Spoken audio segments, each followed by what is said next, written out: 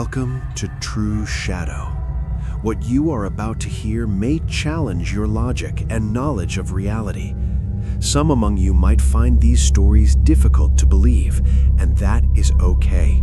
You can take it merely as entertainment or see it as a glimpse of the unknown. But for those who were there in that moment, the terror was absolutely real.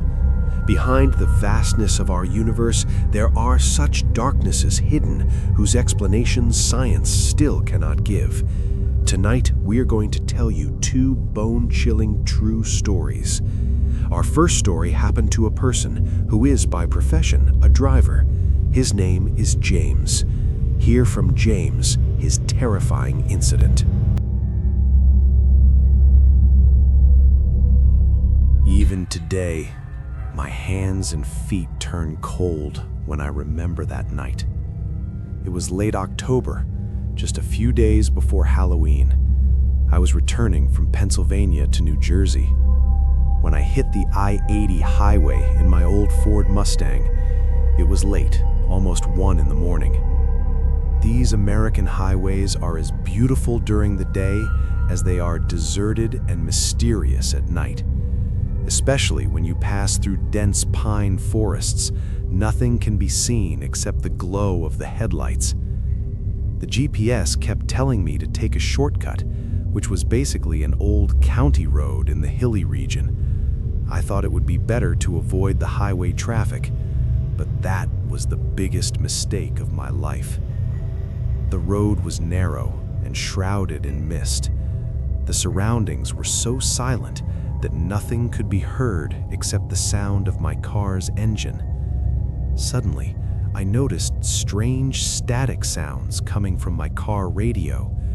Instead of songs playing on the FM station, only a faint whispering could be heard. I tried to tune it several times, but it didn't work. Right then, I saw her on the right side of the road, a shadow draped in white. It's not very unusual to see hitchhikers on America's lonely highways, but the way this girl was standing there sent a shiver down my spine. She was wearing an old-fashioned white gown, just like women used to wear in the Victorian era. In this freezing cold, she had no jacket on. I slowed the car down a bit. My mind was telling me to run away quickly, but as a human being, I felt maybe she needed help. When I rolled down the window and went to ask if she needed any help, she looked up. Even though her face was blurred in the mist, her eyes were abnormally glowing. Without saying a word, she just pointed her finger towards the darkness ahead. The skin on her hand was deathly pale, as if there was no blood circulating inside. An intense discomfort began to settle in my mind. I didn't stand there for another moment and stepped on the accelerator. But looking in the mirror, what I saw made my blood run cold. There was no one in the middle of the road. In just a matter of seconds, the girl seemed to vanish into thin air. When I drove past that spot at high speed, my heartbeat was literally ringing in my ears. I thought maybe it was an optical illusion. Maybe I got scared seeing the shadow of a tree in the mist. To calm myself down, I took the water bottle from the dashboard. I turned the car heater to full volume because the outside temperature had dropped below freezing. But right then, I noticed something that ground my logic into the dust. Looking at the rearview mirror, or the looking glass of the back seat, my body became stiff like a stone. The girl I had seen standing by the roadside just a moment ago, she was now sitting in the back seat of my car. Her white gown was now visible even more clearly than before. She was sitting perfectly still, her head bowed down. In America, we all know the urban legends of the backseat driver or hitchhiker ghosts. But when it happens in your own life, no amount of courage works. My hands were shaking. I was somehow holding the steering wheel with sweaty hands. I didn't have the courage to look at her directly. I was only watching through the corner of the mirror. Suddenly, I saw the inside of the car had become cold as ice. The heater was running, yet smoke was coming out of my breath, just like it does in -degrees. The car radio, which was giving static just a while ago, it suddenly turned on by itself. Not any station, but a very slow, old-fashioned piano melody began to play. Through it, a woman's very low-pitched whispering could be heard. She was saying, "It's too fast. Slow down. He is waiting at the curve." I screamed out, "Who are you? How did you get into my car?" But no answer. When I gathered the courage to turn my neck and look back, there was no one there. The seat was completely empty. But the incredible thing was, the window glass of the back seat was still covered in a misty fog, and on that fog, a small handprint was clearly visible, just as if someone had been sitting there, leaning on it with their hand. That hilly road in Pennsylvania had become even more dangerous by then. The large oak trees on both sides of the road seemed to be leaning toward me like monsters. Suddenly, all the lights on the car's dashboard started flickering. The speedometer needle was dancing back and forth like crazy. I tried to brake, but the pedal was completely jammed. The car was increasing its speed of its own will. That's when I saw that mysterious woman again. This time, not in the mirror. She was sitting right in my side passenger seat. She now turned her face toward me. Her face was deathly pale. Her lips had turned blue, just like a drowned person's. She placed her ice-cold hand on my hand holding the steering wheel. With that touch, I felt for a moment my blood had frozen. Instead of water, some dark liquid was trickling from her eyes. In a mournful voice, she only said once, "Don't let him take you." I didn't understand who she meant by he, but as she gestured, I looked ahead and saw, through the mist, the headlights of a massive truck had come right in front of my eyes. That truck was charging toward me in the wrong lane. Was that mysterious woman there to save me, or was she herself a death trap? When death was just 1 second away, that's when that incredible incident happened. That moment was just like slow motion. As that massive 18-wheeler truck was charging into my lane, I knew I had no way to survive.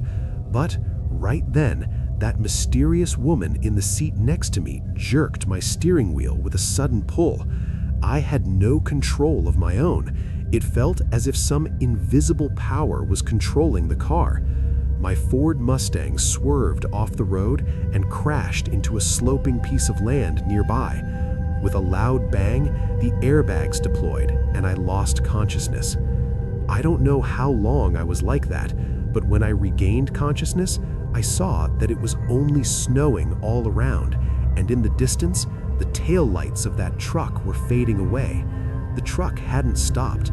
It was a hit and run. I somehow opened the door of the mangled car and crawled out. Miraculously, not even a scratch was on my body, but I was surprised to see, exactly a few feet away from where my car wheels were stuck, there was an old stone monument or a roadside memorial. In America, when someone dies on the highway, their family places flowers or a cross there. I shone my flashlight on that memorial. There was a picture and a name written below: Sarah Miller, 1976 to 2000. Looking at the picture, my breath stopped. This was the same girl who was sitting in my car, the same white gown, the same blue eyes. I stood there, stunned. After a while, the highway patrol arrived there. As the officer was listening to my statement, he looked at me in surprise. He said, "You're lucky, son. We call this bend Dead Man's Curve. Exactly 25 years ago, on this very night, a young woman named Sarah was killed by a drunk truck driver. That truck was never found. Every now and then, lone drivers on this road claim they have seen a girl in a white dress who saved them from an accident. While the officer was checking my car, he suddenly turned back and called me. He pointed toward the rear window of the car. From inside the car, someone had written on the glass with a finger, "Never forget."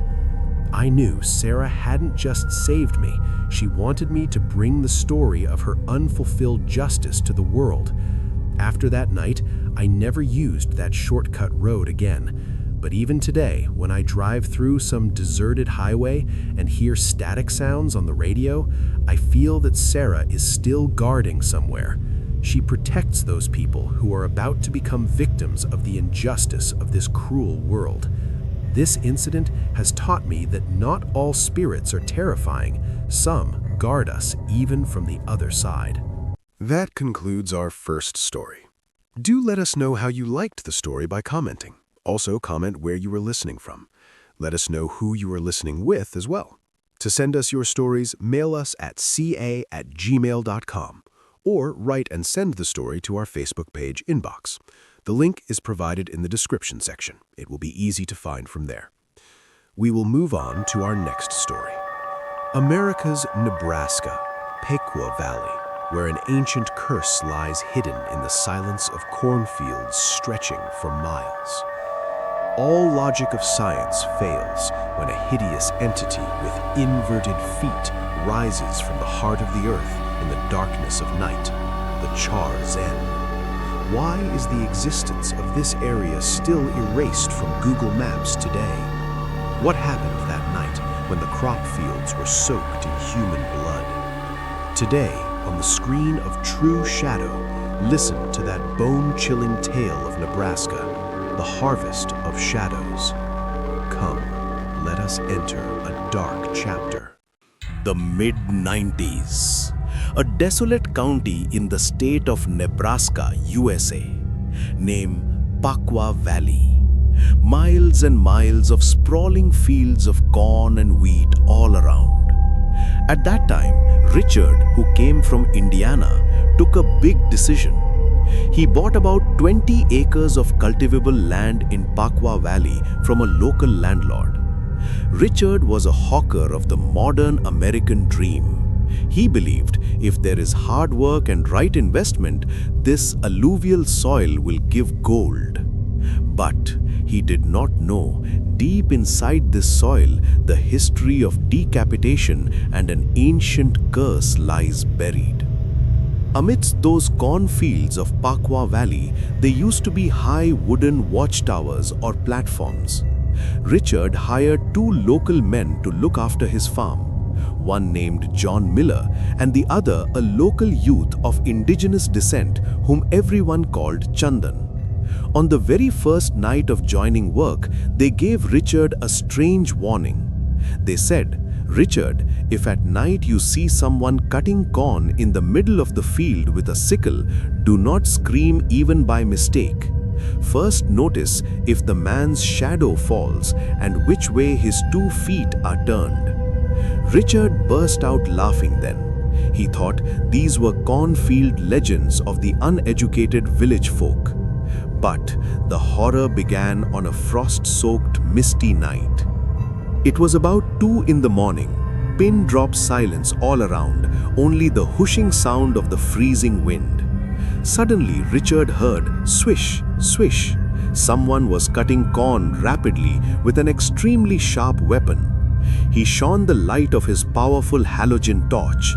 He saw a tall shadow figure, a torn cowboy hat on its head, wearing old-fashioned overalls. It was harvesting the crop with incredible agility. Richard screamed and said, "Hey, who are you? Get off my land right now." But that figure did not move. When Richard started climbing down the ladder, what he saw then made his blood run cold. None of that man's feet were touching the ground.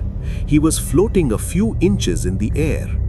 Even more terrifying was, in the torchlight it was seen, the man's 2 feet from below the knees were turned backwards. The locals called it the Char Jinn. It is such an entity that claims the ownership of this soil as its own. That entity slowly turned its neck toward Richard. It had no eyes. Only from two dark holes, a red glow like burning embers was coming out. With a fiendish shrill laugh, it vanished into the mist within a moment. Richard returned to his cabin trembling. He had a high fever in his body then. A few days later, the real tragedy began in Miller's life. Miller was a very brave and stubborn man. One night, when that shadow figure appeared again, Miller, in a fit of rage, threw his hunting knife at that entity. The knife went and pierced that jinn's shoulder. Instantly, an inhuman scream shook the sky and the wind. A grave voice floated from the darkness. "You have shed my blood. Now this field will be soaked in your blood." After this, Miller's behavior began to change. One evening, Chandan and Miller were walking by the lake. Suddenly, Miller stood still. His voice changed into a strange hoarse form. He asked, "Do you prefer the raw blood of live fish more or the cloudy eyes of rotten fish?" Chandan was startled to see Miller's eyes had turned completely black and his feet inside the leather boots had turned 180 degrees to the back. Chandan realized this was not Miller. He immediately started praying, and that evil power vanished into the forest with a scream. But the ultimate terror was still left. Late at night, there was a knock on Miller's door. From outside, someone was calling in Richard's exact voice. "Miller, open the door. The tractor is ready. We have to load all the corn today." When Miller was almost about to open the door, his wife grabbed him. She had noticed that in the cold wind coming from under the door, no sound of the person's breath or heartbeat could be heard. The most thrilling part of the story happens on a Sunday afternoon. Miller had bought a fresh fish from the market. When his wife was cutting the fish in the kitchen, Miller suddenly moved toward her with an evil gaze. Then, suddenly, with a fiendish roar, he started devouring that raw blood and rotten remains greedily. His jaw had become inhumanely large. After that, a spiritual battle begins. Richard brings a local father and an indigenous shaman. Miller was kept tied with iron chains. He was cursing in such ancient Hebrew and unknown languages, which was enough to stop everyone present there. After several hours of war, that negative power was forced to leave Miller's body. But before leaving, it split the largest oak tree of the farm from the middle with a thunderous sound, exactly as if someone had cut the tree with one stroke of a sickle. Richard could not keep that land anymore. He sold it for a pittance and moved to the city. Even today, that cornfield of Pakwa Valley in Nebraska lies abandoned. Locals say, even today, on some full moon night, if you drive through that highway, you will see, in the middle of miles of cornfields, a tall figure is floating in the air, and piercing the heart of the wind, the sound of his sickle running can be heard. That backward-footed entity is still guarding its land today. Almost a decade after Richard sold the land, a group of young agricultural scientists came to that abandoned Pakwa Valley. They were led by David, who had come from New York to test the soil quality. They thought, why has someone left this vast land lying fallow? David was a student of modern science. He didn't have the slightest belief in ghosts or spirits. But they did not know that beneath the soil of this cornfield, an ancient Native American curse and the remains of Char Jinn were mixed. David and his team renovated that old watchtower or platform on the farm and set up camp there. For the first few nights, everything was fine, but the trouble began on the fourth night. One member of David's team, Sarah, woke up in the middle of the night to a strange sound. She saw their generator under the platform had shut down on its own. Sarah went down with a flashlight. From inside the mist-covered cornfield, she heard a low-pitched humming song. The song was not in any familiar language, but the melody was extremely mournful and frightening.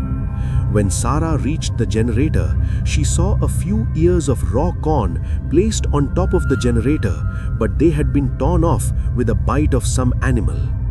As soon as she shone the light, she saw, from behind the cover of the cornfield, a tall dark shadow was watching her. Sarah thought maybe it was some wild bear, but as the shadow slowly came forward, Sarah saw it was no beast.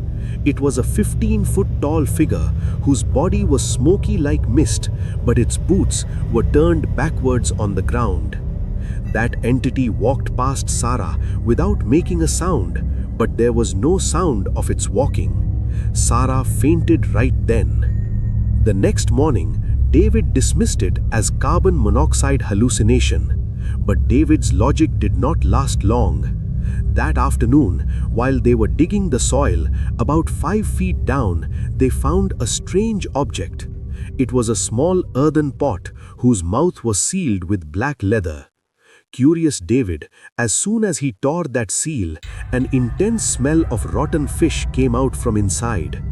Inside the pot were some rotten hair, a small sickle, and some objects like human nails. From that very night, a hellish carnage began in Pakwa Valley. Someone seemed to run around the platform all night long. David saw on his thermal camera hundreds of red dots moving inside the cornfield. These were the eyes of that Char Jinn. Suddenly, a strange frequency was caught on their radio. On that frequency, someone was sobbing and saying, "You dug up my heart, now I will rip yours." Before dawn, one member of their team went missing. After much searching, he was found right in the middle of the field on the top branch of a huge oak tree. There were no marks of injury on his body, but his face had turned blue with fear, and his 2 feet were strangely turned backwards. It seemed someone had twisted his bones. He was alive, but he hadn't regained consciousness. David realized this was no ordinary place. He quickly searched for that old shaman, Black Elk. Old Elk shuddered after seeing the land. He said, "You have opened that ancient sacred pot which kept the power of this jinn trapped under the soil. Now this entire valley is his hunting ground." Elk instructed them to seal that pot again before sunset, bury it where it was, and flee. But that jinn was not one to let go so easily. As David was carrying the pot toward the pit, suddenly the sky turned black and a powerful tornado began. From inside that storm, a massive shadow figure came out and tried to snatch the pot from David's hand. David could see the face of that entity. It had no nose, only a flat hole, and the ears were large like bats. At the last moment, David pours a bottle of holy water which Elk had given him on the pot. Instantly, there was a sound of a massive explosion, and that huge shadow figure turned into smoke and merged into the ground. They somehow escaped from Pakwa Valley, taking their lives in their hands. Don't forget to let us know how you like the story. The comments section is always open for you. For today, our first episode ends right here. Do you also have any such mysterious or ghostly experiences? If you want to share with us, mail to Gmail or inbox us on our Facebook page. All links are given in the description box. You will find us in just one click. Remember, the thrilling stories sent by you are what we will try to narrate on the True Shadow channel. So do not hesitate at all to write and send your own experiences. If you don't want to miss our upcoming thrilling stories, subscribe to True Shadow right now. Thank you everyone for being with us for so long. Stay tuned, stay safe.